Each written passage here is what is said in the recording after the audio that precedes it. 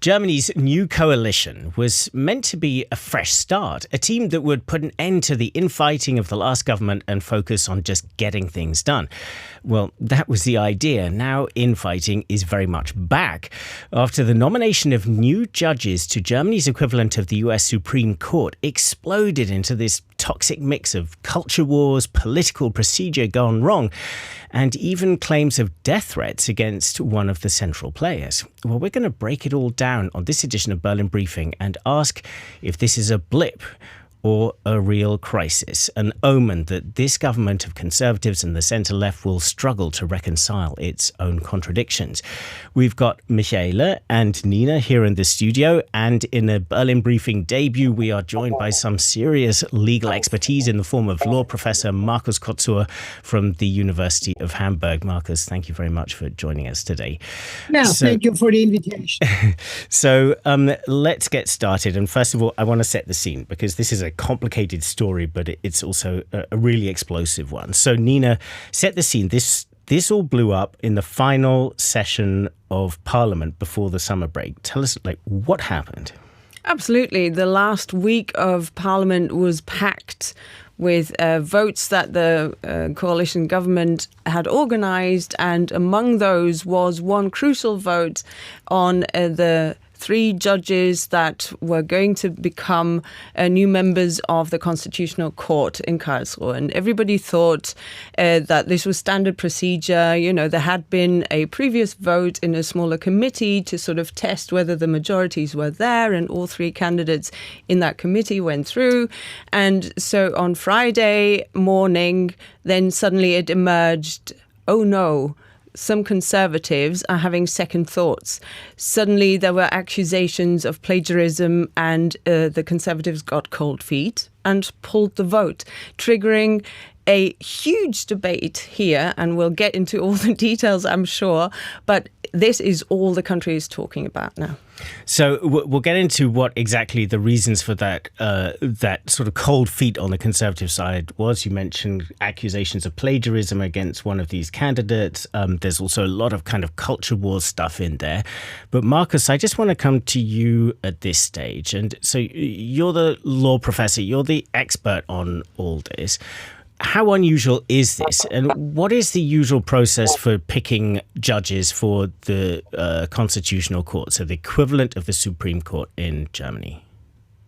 Yeah, it is unusual to some extent, but not that unusual. And I remember, years ago we had, and by the way, also on a debate about the interpretation of Article 1 of the Constitution, a situation when a judge that was So can I just stop you there, Markus? So what is Article 1 of the Constitution then? So what was this debate about? That is the article that guarantees human dignity. That's our human dignity clause in the Constitution, and the opening of our fundamental rights section in the Constitution. And we had a debate which it was different from today's debate, but it reminds me very well of what's going on now. We had a debate on a judge, a colleague from Hamburg who is teaching at Würzburg University, Horst Dreyer. He was suggested to become the new president of the court, and then there was kind of concerns by the Conservatives that his interpretation of the human dignity clause would not fulfill the standards, and then he did not get elected, and we had Professor Voskuhle becoming the president, and he did an excellent job. So this is not usual, but it's not, the big crisis that never has been there before. So just to interrupt you just briefly, so political considerations do play a role in the selection of judges. I mean, could you just walk us through a little bit, sort of how many judges are there, how long their terms are, and what are the drivers? How are they selected? Absolutely. We have 2 senates at the Federal Constitutional Court. Each senate is composed of 8 judges. That's an interesting composition because it's an even number, and you wonder, how do you get a majority if it's 8? The very idea behind that is, if it's a 4-4 decision, it's in doubt, it's constitutional. So the founders of the Constitution wanted to have a very clear majority. If something is said to be unconstitutional, it at least needs to be 5-3. And the election of the judges is regulated on the constitutional plane and in a separate law. It's a very difficult procedure, but I think what is very important also for an international audience, we have a kind of informal agreement to guarantee the pluralistic composition of the court. And that agreement says that the Conservative Party, the CDU-CSU, can suggest 3 judges and per Senate, and that the Social Democrats can also suggest 3 judges for each Senate, and then the Liberals and the Green Party have 1 judge that they can suggest. So that's an agreement between the political parties, which has been, in the past harshly criticized. There's lots of debates going on in Germany about that, and we were thinking whether we should change it, should follow maybe the American model with public hearings and public elections and so on. But, by and large, the model proved to be very successful, that we have a really balanced court where, we have rather, center left and center right judges, and the composition is quite fine. And so even though it looks like a bit a deal between the political parties, which not even resembles today's majorities anymore, because the Social Democrats are not as strong as they used to be when the deal was negotiated, it still is a quite strong guarantee of a pluralistic composition of the court, and therefore there is not a big debate going on in Germany to change that. And one other thing definitely worth mentioning at this point, Markus, is, of course, that the terms that judges are selected for.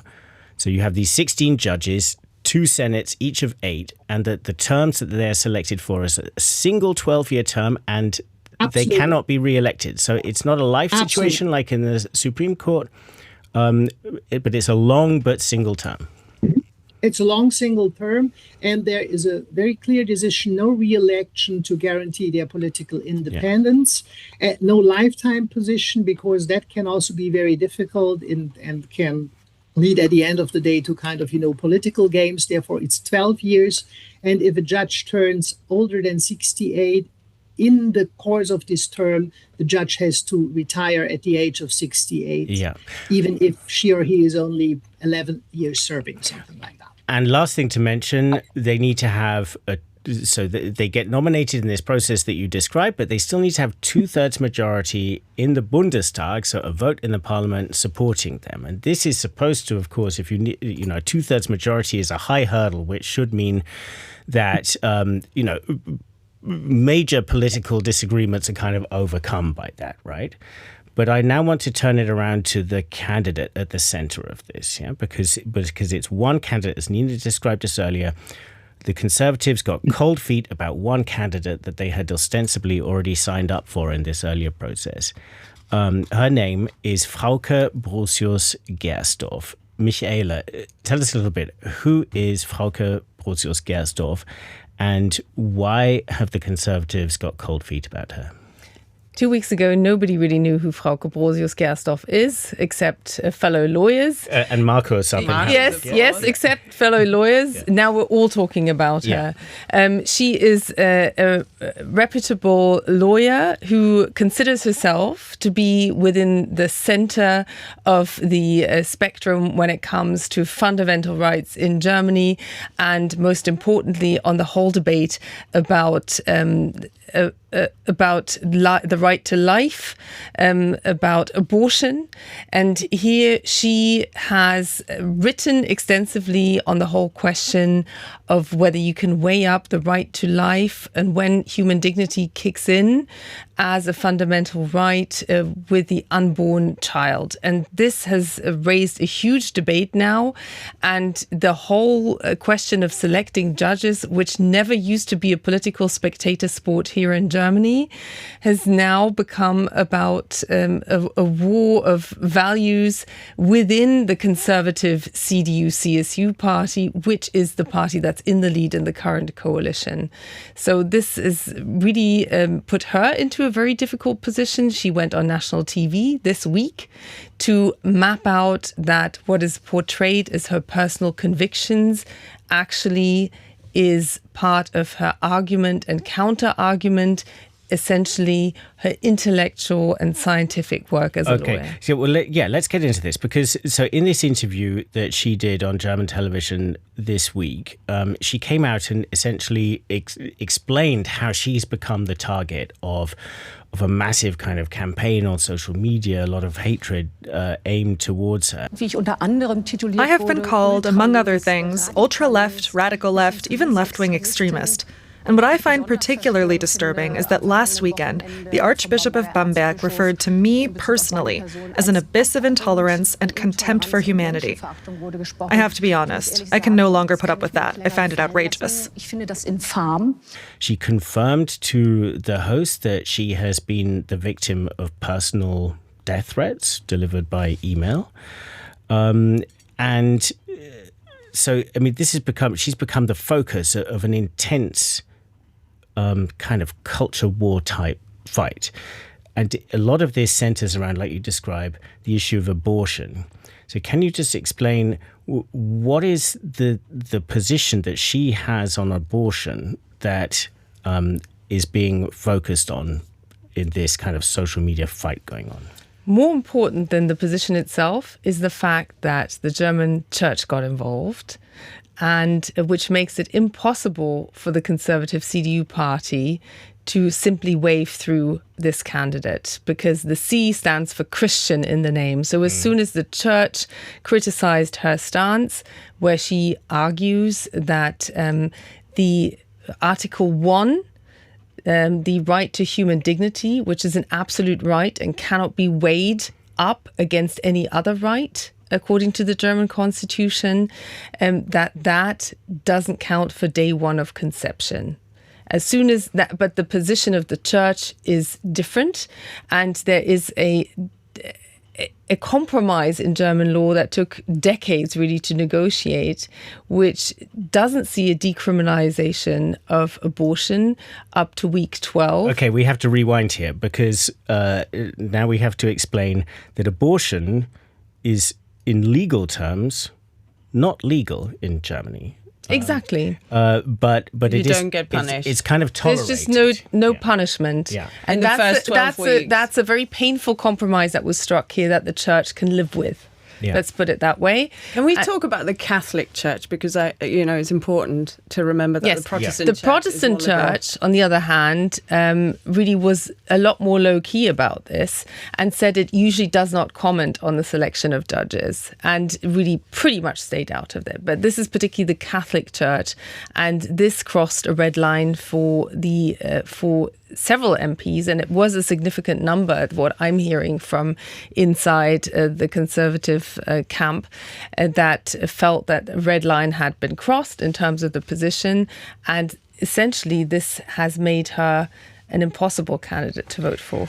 Okay, I want to go back to Markus for the legal thing here, because Frauke Brosius-Gersdorf, can we just explain her position? So we're talking about, she's been discussing, Markus, or she has said in the past, she said something about, as Michaela said, referring to at what point does the protections that the Constitution offers to the dignity of the individual, when do they kick in? Do they kick in at conception, or do they kick in at birth? So this goes to the heart of the abortion debate, because at what point is there the protection of the unborn child? Markus, could you explain her position from a legal point of view? Absolutely. I try my best, and the situation is even more complex, because Frauke Brosius-Gersdorf would not deny that as of the first day of conception, the right to life of the child is protected. So Article 2, Section 2 of our Constitution, guaranteeing the right to life, and this is one of the most important fundamental rights. This is also a right granted to the child. And she argues if we focus on that right, it would be a very strong position for the unborn child, whose life, of course, needs to be respected. But it would be easier to apply that weighing approach that you also could take into account, and more strongly so, the interests and rights of the woman. And this is actually also some kind of, dogmatic debate going on in Germany for quite a while. You already mentioned that compromise, which from a legal perspective is a bit strange thing, that a woman who does an abortion acts illegal is not justified, but she is not punishable because given the situation, there is no guilt. This is legally a kind of, a strange compromise. And I think there have been libraries written about that. But at the end of the day, it proved to be a very smart move of our constitutional court because it could silence the debate and more or less everyone could live with it. It's the conservatives who can live with it. It's the more progressive part of Germany. And we also should remember that kind of, new approach has been introduced after the reunification, kind of, also receiving the former law of the former GDR, because in the old times of the Federal Republic of Germany, abortion was even regulated more restrictively, and there was no way in the first 12 weeks to do legally an abortion if there was not a specific indication. So we had that kind of, indication solution that was even more kind of, restrictive before.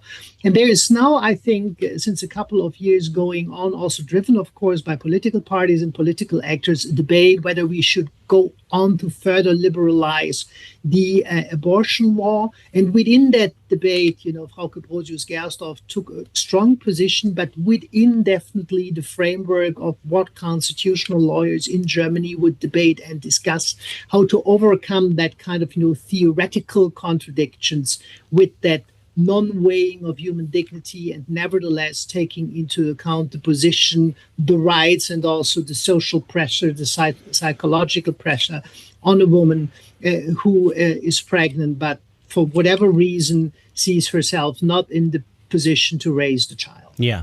So Nina, I mean, what we're seeing here is that this kind of weird kind of grey zone compromise around the issue of abortion, which can be so politically incendiary in, say, the United States, where it's one of the livest kind of political and emotive issues, is kind of bubbling up to the surface. And Frauke Brosius-Gersdorf seems to she represents that bubbling to the surface. It bubbles up every couple of years, I would say. Precisely what Markus just described is something that keeps the German debate going regularly because it is a dilemma. It doesn't really make any sense, but it sort of is the least bad solution that most people can live with. But it is a legal dilemma. And Frauke Brosius-Gersdorf says, okay, let's just look at what is really happening here and legally why, if we're saying, it's illegal, but you don't get punished, why don't we just say, this could also be justified to say in the first 12 weeks, it is going to be legal to have an abortion. And interestingly enough, these anti-abortion people, also here in Germany, they're calling her a radical person. But Frauke Brosius-Gersdorf, with this position, has 3/4 of the German population behind her. That's what polls are saying. It's not a radical position at all. And if I can add another thought on this, we're all now focusing on that abortion position that she took. But really, the debate about her, what's interesting, there's an organization here in Berlin called Polisphere that looked into the search terms on the internet connected with her name from when it became clear that she was possibly going to become a judge at the Constitutional Court. The first search terms were AfD ban and vaccination. And so these two positions are, of course, very unpopular, and maybe Markus can explain her positions there, I don't know, but they are the ones that essentially got people from the far right interested, shall I say, in her character, in her person, but they realized that these two issues didn't really have a potential to mobilize others. Yeah. So abortion was picked up. Yeah. So, okay, over to you, Markus. It sounds like it. So Frauke Brosius-Gersdorf, her track record on these questions of can you ban the far-right AfD party and the whole issue of can a vaccine in a pandemic such as COVID be made compulsory by the government? Absolutely. I think these are the two positions or 2 points which for the extreme right are very difficult. I think the first point, vaccination during the pandemic, whether it can be obligatory or not, there's been quite a lot of debates going on amongst German constitutional lawyers also. And that's not a radical position to argue it can be obligatory. It's not a radical position to say it cannot be obligatory, because this is weighing kind of, very different human rights interests. She took a stance, as many others did, but of course, this is a stance which right-wing parties don't like. And if you are a right-wing party and you want to scandalize everything that can be scandalized, you go for everything which is out there. And this is a very welcome target, so to speak. Even though nowadays there is no big public debate and nobody would have focused on her writings if she would not have been elected as the candidate. I think more controversial and more problematic is the question whether the AfD, whether a right-wing party can be banned. According to Article 1 of our Constitution, there is an ongoing debate because in Germany, this is a very important point, only the Constitutional Court could decide on the question whether a party is unconstitutional and therefore could be banned. And there is a clear interest of the right-wing AfD that judges who are newly elected to the Federal Constitutional Court and who would then have to decide on that question if there will be a complaint, which is still a very open question. And therefore, they, of course, are not very happy about a judge, a potential future judge, which so far has been outspoken saying, I could see that that would happen, which does not say that it really would happen because the criteria are extremely high. The Social Democrats have that, decision at their last party meeting that they will now evaluate whether it's possible or not.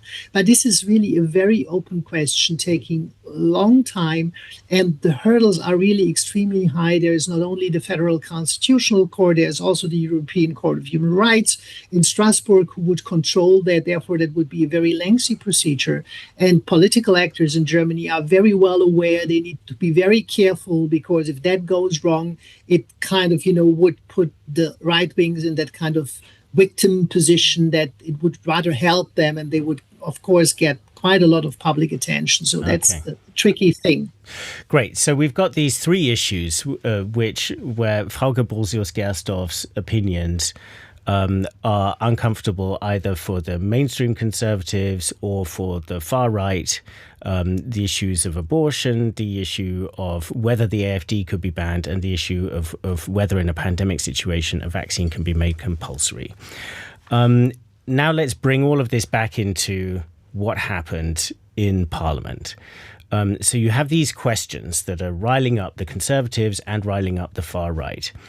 On the last day parliamentary session, the Conservatives said, right, we're not going to hold this vote. Let's go back to that moment, Michaela. Tell us what happened and who were the central players in that. Well, Jens Spahn is the chief whip.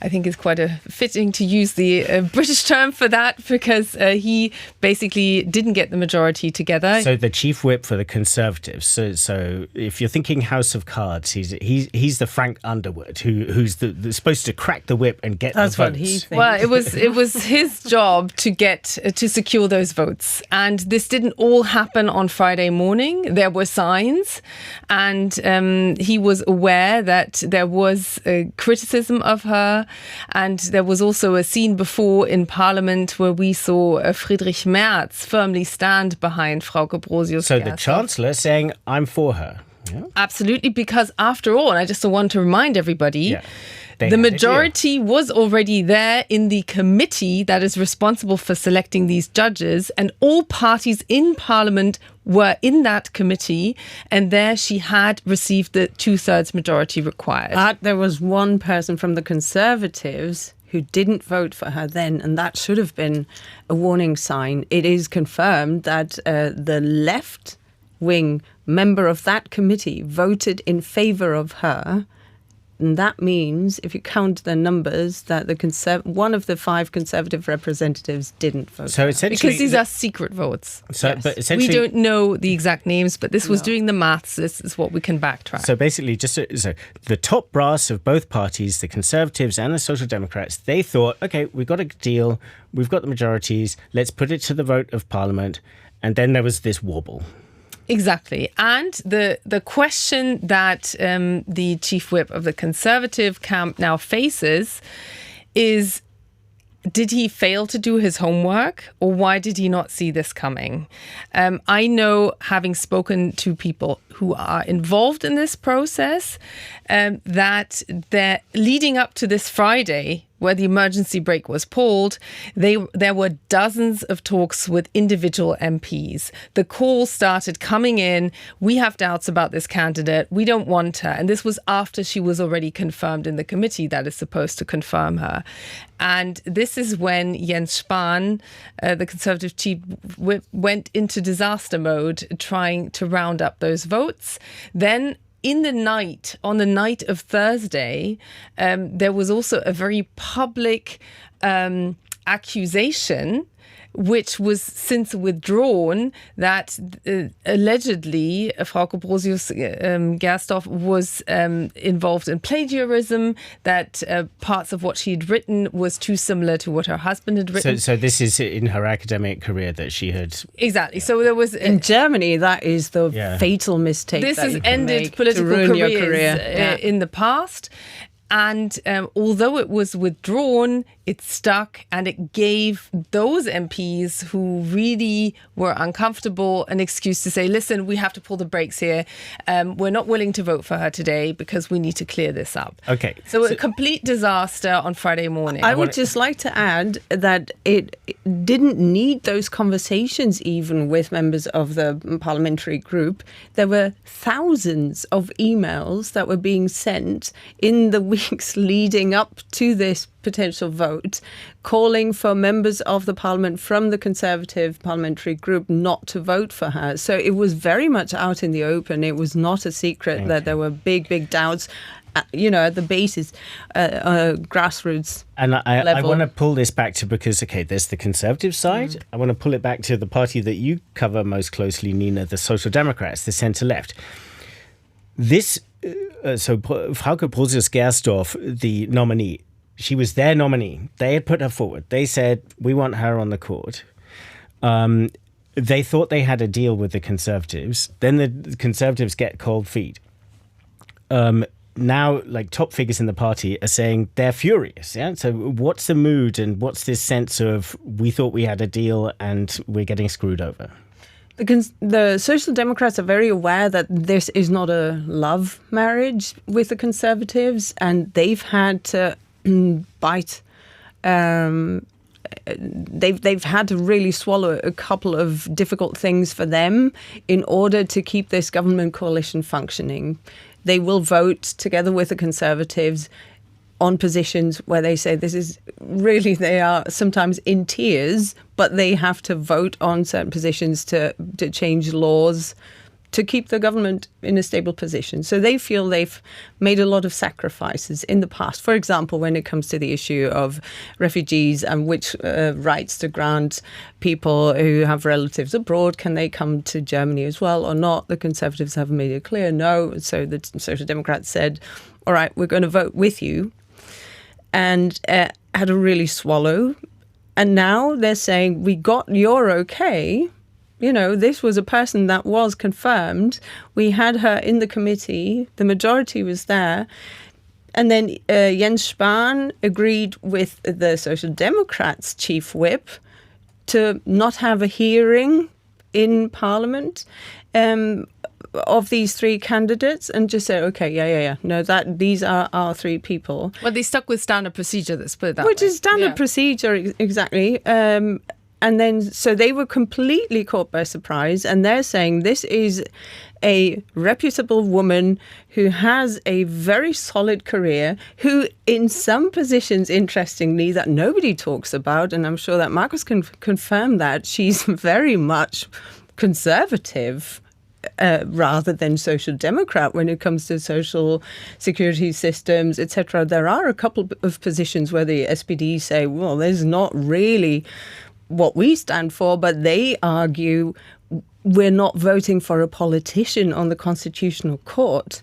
We want a legal expert, and we believe that this person is somebody who can redefine her role as well. As a legal scientist, of course, she picks up debates that are happening and she finds a legal position on them. But we trust her expertise enough that we think once she is judge, then she will find herself in that role. Okay. And they feel that it's something that is outrageous for conservative politicians to now say, well, there's a risk of damaging democratic institutions, so maybe you should consider withdrawing your candidacy. Yeah. So essentially the Social Democrats saying, we're carrying the can for you conservatives on a lot of things. You have to carry the can for us on this. But I want to bring it back to the conservatives for a moment, Michaela, because we've been talking about this figure, Jens Spahn, the chief whip. So it looks like, he maybe doesn't have his troops, kind of completely in tow. But what about Friedrich Merz, the chancellor? He had spoken, he said he was in favor of this judge. Now this is all unraveled. It looks like he doesn't have his troops under control. Well, Friedrich Merz here in Germany faces the accusation that he spent too much time abroad in his first 10 weeks. Of course, he went to visit Donald Trump. There was the NATO summit. There was the G7 We've covered summit. all of that. Look at the previous episodes. And he clearly was relying on people like Jens Spahn to keep the conservative house in order. And here's the damage assessment for them. They were caught out not having their own troops lined up. They simply didn't have the votes. That's damage to Jens Spahn. The Chancellor himself appeared on Friday morning before his own parliamentary group.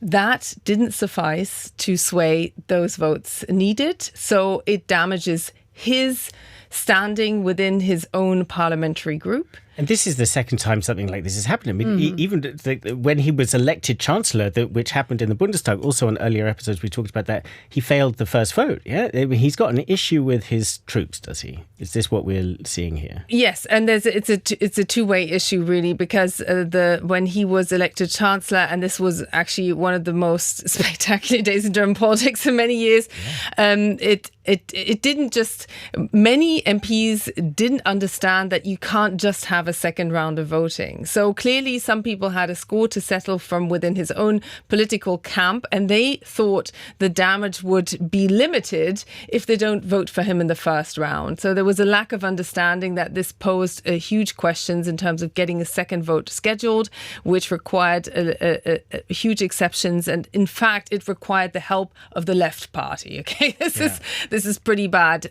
for the Conservatives. That the Conservatives who say to cooperate with them. Exactly. Yeah, they've got it in writing. We're not cooperating with them. Yes. So it makes him look weak. It makes him lose authority, actually, to the inside and the outside.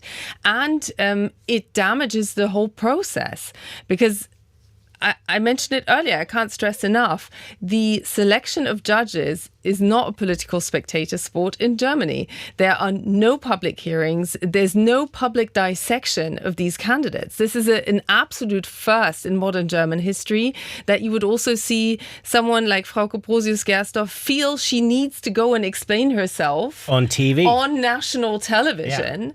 Yeah. And she then spoke of that particular Friday as a day where she just focused on getting through. She literally said surviving the day. Yeah, I want to go back to Markus, because I want to start kind of pulling together some implications of this. I mean, Markus, the kind of your community of the law professors have been pretty much rallying around this candidate, Frauke Brosius-Gersdorf, and you were one of hundreds of people who signed a statement expressing your concern about everything that's happened. Tell us about what you were all saying and what are the implications of what has been going on here for the Constitutional Court? Does this risk a kind of a slippery slope to greater politicization of the court? I don't think so, at least not yet. So the court is still a very strong actor in Germany, a strong institution, a trusted institution. And I think, the court is still functioning. So that's not a major crisis for the court. I think what, law professors are concerned about is the kind of influence of media campaigns, of social media campaigns, how, political actors from the right wing, maybe also in the future from the left wing, but at the moment we are focusing on the right wing, can within a couple of days, completely surprise political actors and really try to split majorities, try to kind of, poison political debates, because there's a clear tendency by the AfD, I'd be very outspoken here, that they're very happy if the coalition fails, because then they believe that would be their hour and that would kind of increase their power. They would, gain more votes. And this is the intention. And I think this is the major concern of law professors. We don't want to be political. We don't want to judge, and we don't want to play the blame game, because I think it was difficult times for all party actors in that situation. But we want, from an analytical perspective, make very clear and also tell the deputies in parliament, we might face that in the future. Whoever is a candidate, the political right-wing parties will try to scandalize, they will try to have that public debate, they will spam your email accounts with hundreds of emails, and they will try really to make you feel uncomfortable and uncertain and change your mind last minute. And I think this is something we need to be very clear about. And this was one of the intentions of the law professors. And the other intention was read carefully what a candidate has written. As you said, a couple of weeks ago, the name Frauke Brosius-Gersdorf was known to inside community of lawyers, in particular constitutional lawyers. Her writings were not read. Nobody knew what she had written. And now there is a pick and choose of some quotes from her writings that are scandalized. And this is, for me, I think, as a society, we should learn that we not fall into that trap of that kind of, typical right-wing narratives. There is the big scandal and there is the horrific story, that we start to read carefully, that the media try to help people also to better understand the full complex picture. And therefore, even though it might not have been the smartest move that Frauke Brosius-Gersdorf went to public TV, I think that makes the situation for her rather more difficult. I personally can very well understand why she did so, because if you're accused, you want to defend yourself also in public. And I think this is the big concern. And that was the reason for me to sign the letter and for so many other colleagues to rationalize the procedure and to have a clear warning to the liberal democratic parties in the center of our liberal democracy. Do not kind of, be kind of, threatened by these right-wing narratives. Take a stand, and really, really try to defend liberal democracy and try to strengthen the resilience of liberal democracy. And looking at the role of the far right of the AfD, Markus, do you think part of potentially a problem here is that this nomination process involves this kind of agreement, sort of gentleman's agreement between the older parties, between the Conservatives, between the Social Democrats, and also the Liberals and the Greens, where, as we heard earlier, they each have, a certain number of judges that they can nominate. That from the AfD's perspective, this looks like a kind of a stitch up between the establishment. From where you're sitting, Markus, do you see that as an issue that the political world is going to have to address, or would you prefer the far right just to kind of stay out of this situation? Because the reality is they're the biggest opposition party in parliament. They have a voice and they are elected by millions of people. Absolutely. That's the problem with that kind of deal. And of course, that's a very strong argument on the side of the AfD. On the other side, we need to be very outspoken on the fact that, they are really, and official also statements by, political actors in Germany, that they are right-wing extremists, and we need to be very careful. I think that's an extremely tricky situation, which brings us back to the debate whether the party could be banned from, sitting in parliament or not. I think so far it is a wise decision, and it's an agreement between all political parties in the political middle. And if we play with numbers, of course, the right wings, the AfD, they have 20%, which is a stronger position in parliament. But the big majority of the voters, voting for the Green Party, for the Liberals, for the left wings, for the Christian Democrats, for the Christian Social Democrats, and so on. I think there is still a very strong, also popular support for these parties, so that I would not see a real democratic problem at the moment. Of course, the AfD would like to make that argument strong. We are excluded, and the traditional parties, they don't play with us and they ignore the will of the people. However, I think we also should be very critical about the positions, the outspoken positions, the statements they make. And we should, if we talk about majorities, if we talk about numbers of votes, make the strong argument that the political center is still the strongest voice in Germany. So I do not have a serious problem with the fact that that political center is also represented in our pluralistic constitutional court. You have this establishment debate, and I think that is a very strong argument the AfD has, that it, as the second largest or the strongest the opposition party, it feels it's not represented accordingly. At the same time, you have a candidate who was blocked or is now currently being blocked from even facing a vote in parliament because there's this cloud of doubt over plagiarism over her. Well, there's also a cloud of doubt hanging above the AfD, which in parts is suspected of having the aim of undermining the constitutional order. And of course, that raises the question, until that doubt is either removed or any of the Verfassungsorgane, any of the constitutional parts of Germany, like the Bundestag, or the government decides whether they want to have the Constitutional Court check the very intentions of the AfD and whether there is a basis to ban the AfD. As long as this doubt is there, it does raise the question whether this party should be allowed to take part in this process of convention that leads to being able to put a judge, it's not even putting a judge, suggest a candidate to join the Constitutional Court. And it shows that we're at this point of tension here in Germany where there is a need to move in either direction. And we'll be following this very closely, where this debate goes on, and whether anyone musters the courage to face this head on and to go either way. But we need to wrap this up. Yeah. We're running out of time. But AfD very much a central part of this. Of course, nobody is questioning the right of the AfD to vote in that ultimate vote in the Bundestag. No. What we're talking about here is the process of nomination.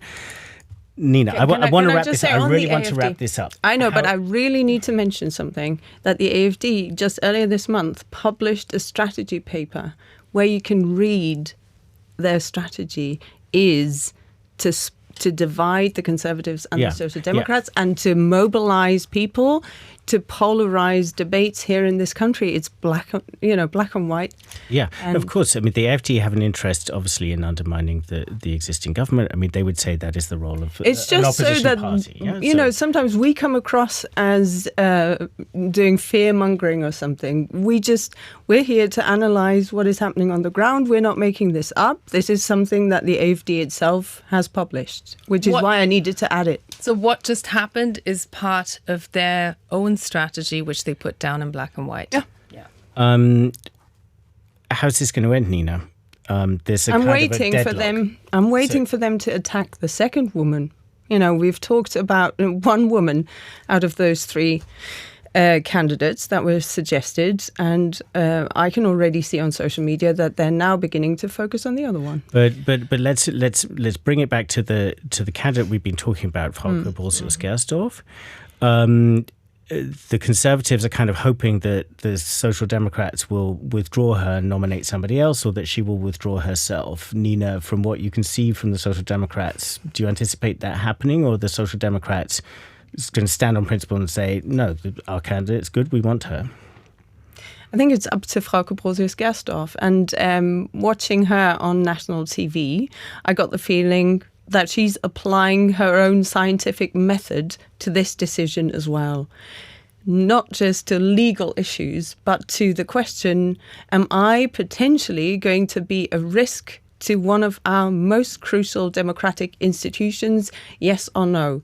Would it help democracy in this country if I withdrew, yes or no?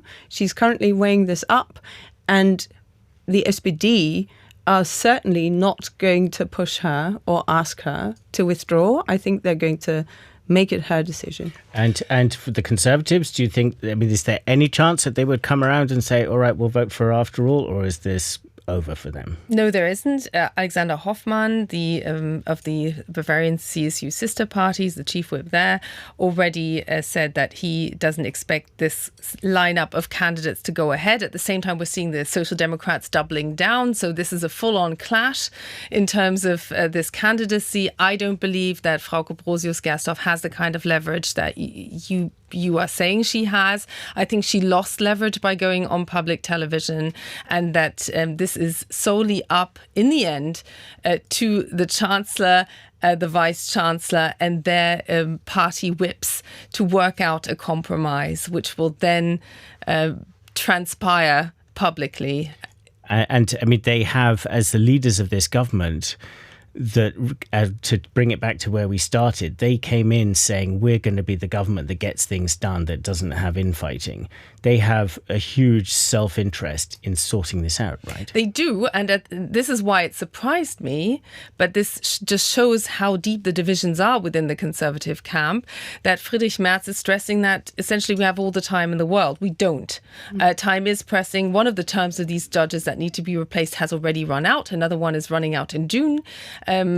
This is all still manageable, but it just needs to be resolved. And the longer this festers, the more aspects you can have to what essentially is a political mess. Until that Friday morning, very few people in Germany were aware that this vote was even taking place. And now this is the summer debate of a weakness of a coalition that came in promising to project strength. Absolutely. And the big risk is for this to drag on for so long that Bundesrat also gets the right... That's the upper house of parliament. The upper house of parliament that represents the regions in this country to suggest candidates. And that would be such a loss of face for the current government coalition. If that went to the other chamber of parliament...